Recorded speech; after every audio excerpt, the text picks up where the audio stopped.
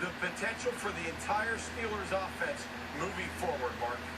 Well, Chase Claypool is the #1 receiver now. And maybe it's a bit premature to say that, but maybe it's not. Deontay Johnson is proving injury-prone in his second season. Juju Smith-Schuster ain't that guy.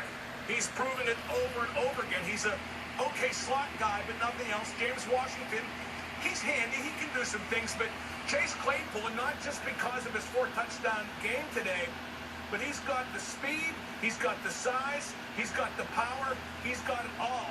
And after today's performance, Ben is a creature of habit. If you make him look good, he'll make you look good. I got a feeling Chase Claypool is quickly becoming Ben's go-to guy. Dan? I'm not sure he wasn't that right off the bat, Mark. Watching him early in training camp, the chemistry that was there between those two, even in just routine drills, the way Chase would cut off routes, move to the outside, and be right. The ball was just waiting for him when he turned there. He looked special. Watching him live today at Heinz Field, the thing that I kept trying to do just for fun in my own head was to figure out how much of him is Plexico Burress, how much is Martavis Bryant, and how much is better than both. Because one thing that Claypool's doing is when he gets that ball, after he contorts and has that amazing ability and agility to keep his balance, he takes off. I mean, there's a reason they're using him on those running plays as well. This is a special, special young talent. And to think this was, what, the 11th receiver taken in the draft? Wow. And by the way, hats off to Matt Canada, because his additions to the playbook made major impact today. It sure did. Doran's next. No, I mean, coming out of college, Chase Claypool was a guy that I thought was going to be a developmental player, a guy that's going to take some time to adapt in an NFL offense, and he's proven that he can be the guy. And just like Dan said, I mean, running the ball, his yards after catch, and the way he runs after he catches the ball, he's like a running back. He's 6'4", 235 pounds, runs a 4.4. I mean, the guy has proven that he can be that all-around receiver for the Pittsburgh Steelers, and not just all-around. He's proven he could be the #1 receiver, that go-to guy for the Pittsburgh Steelers, and that's okay. You know, that's okay for Juju Smith-Schuster to take a backup role and be a second receiver. As long as they have the weapons and guys to fill in their roles for the offense, Chase Claypool could be the guy all day, even though he is a rookie. All right, a reminder, keep the comments coming. You can find us on Twitter, at WPXI Final Word is the handle, and on Facebook at The Final Word. Now it's time for 5 words. Give us 5 words on the Steelers being 4-0 for the first time since 1979. Chase Claypool, that's the tweet. Okay, that's 5 words. Still need to get better, also from Twitter. And finally, 40 years until Chase Claypool. Now Mark, Dan, and Doran. 5 words on the Steelers being 4-0 since the first time since Moby Dick was a minnow. Mark, you're first. You're not going to like what I have to say, but my 5 words are, they ain't beat nobody yet. 4-0 is 4-0. You can't be 5-0. But the teams they've defeated have a total of 3 wins, and they're not as good mostly as their record might indicate. They ain't beat nobody yet. Pretty soon the big kids show up at the playground, and I'm not saying the Steelers won't do good. I am saying none of us are sure. All right, Dan, 5 words. Haven't been their best yet. I mean, I'll play off of Mark's remarks, and I'll agree with him. The caliber of their opponents hasn't been great, although I think Philadelphia's defense was up to the task, at least up front. That's the most formidable front the Steelers have faced yet. Can we really say, if Ben Roethlisberger tells us himself, as he did today, that he's not connecting on the deep ball the way he needs to? He's overthrowing guys a lot. He's joking that his doctor might have made his elbow too strong coming back. Can we really say the defense has been at its best when the secondary's been the way it's been? And I know we'll get to that in a later segment. I think this team has another level to climb still. 5 words, Doran. What's the best Chase scenario? Yeah, I'm going to echo off of the first segment that we talked about, getting in detail about Chase Claypool, but the thing that's so special about him is how he attracts defenses and how that will open up other guys in the offense. That will open up James Conner. That will open up McFarland. That will open up Benny Snell. These guys will see more stats, more yards, more playing time, more touches because of Chase Claypool and what he does and how he affects the defense. His speed, his versatility, everything he brings to the table will start to run through him for the Pittsburgh Steelers and their offense. And I know Ben is excited to have such a weapon in Chase Claypool. All right, when we come back, how concerning is the play of the Steelers defense, if at all? What can fix the drop-off from last year? You got to fix the problem, the broken coverages in the secondary. Welcome back. I'm Al the Offset Runner tonight with Mark Madden, Dave Kovacevic, and Doran Dickerson. How concerning is the play of the Steelers defense, if at all? What can fix the drop-off from last year? Doran's first on this one. Well, teams are starting to do a very good job, and they're going to continue to do a good job of neutralizing the pass rush and neutralizing Bud Dupree and TJ Watt.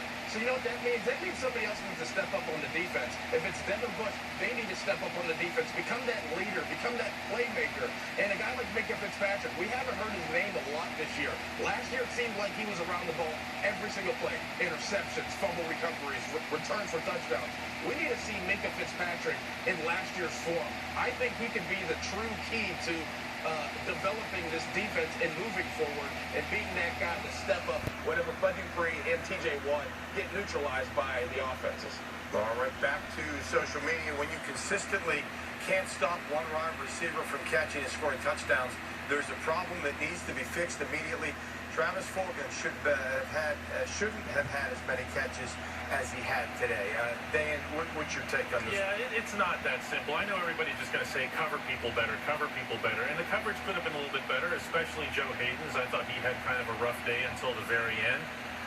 But I'm with Doran on Minka. Minka is doing a lot of watching right now, and he's doing a lot of flat-footed watching. The great players, and remember that it was just last year that we were talking about Minka as if he's on that trajectory as first-team All-Pro safety. The great players keep moving. They find their way to the football, not by standing there and watching the quarterback. You'll see it time and time again on the film with him. You saw it on that touchdown that Philadelphia scored. I'm not pinning everything on him. He needs to step up. Devin Bush needs to step up. And Keith Butler needs to find a way to not constantly go all blitz or all no blitz. There's somewhere in between there, too. Mark, you concerned about the Steelers defense? Well, no, I just don't care at all. But they got 5 sacks today. They got a bunch of quarterback hits. They got a bunch of tackles for losses. But what was never going to happen again is the 38 takeaways. Those are falling off, and you knew they were going to. A lot of that's luck.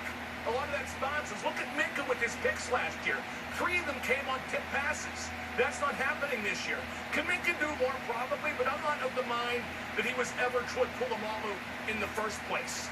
What they got to do is not allow points, not allow drives. They're a splash play defense, and that goes a long way in today's league. But honestly, they've looked very mediocre defensive-wise, actually playing defense in the games up to this point. All right, our next topic continues. Welcome back. It's time for the final word now. Everybody gets a chance, and Mark goes first. When I watched the final game of the ALDS between the New York Yankees and Tampa, it was a matchup of former Bucco pitchers, Garrett Cole against Tyler Glasnow. And I found myself wishing that they pitched in this game like they did when they were with the Pirates, when they were coached to pitch to contact instead of blowing their fastballs by people. The game would have been a lot higher scoring and thus more entertaining. Go Buccos! Doran, final word. Oh, just devastated. Devastated in my Pitt Panthers. I mean, good teams win those games that you're supposed to win. NC State and yesterday. You have to win those games. It's getting frustrating to this point. You have to figure it out. If you want credit and credibility of being a good program and being a good team, you win games like yesterday. It doesn't matter. There's nothing else to be said. I am just very devastated in my Pitt Panthers. Dane, final word. I once had a general manager in a sport who shall remain unnamed who told me that he couldn't believe the number of big contracts that he would offer to players that they would turn back, that they would reject because they wanted to bet on themselves. They wanted to go short term. Dak Prescott did that with the Cowboys today. And I sure hope you don't watch the video of what happened to his ankle, but he's not going to be playing football again for a very long time, and his career might be affected by it. Take the money that is offered while it is there. All right. Thanks, Dane. Thanks, Doran. And thanks, Mark. Our final word now from social media. Dear Pitt, I love you. I will root for you, but I will never watch again. That's from Phil on Twitter. About 40 hours from right now, get ready to celebrate one of the great moments in any sport ever. At 3:36 on Tuesday, It'll be exactly 60 years since the dramatic end of the 1960 World Series and Bill Mazeroski's home run for the ages. Pittsburgh's three major professional sports teams have won a combined 16 championships, but the Maz home run in 1960 is the only moment of those 16 that ended a championship series or game. Including umpire Nestor Chilak, there were 7 future Hall of Famers in the 1960 World Series, with Whitey Ford passing away 3 days ago. Only Maz is still living from that Hall of Fame class. And that's the final.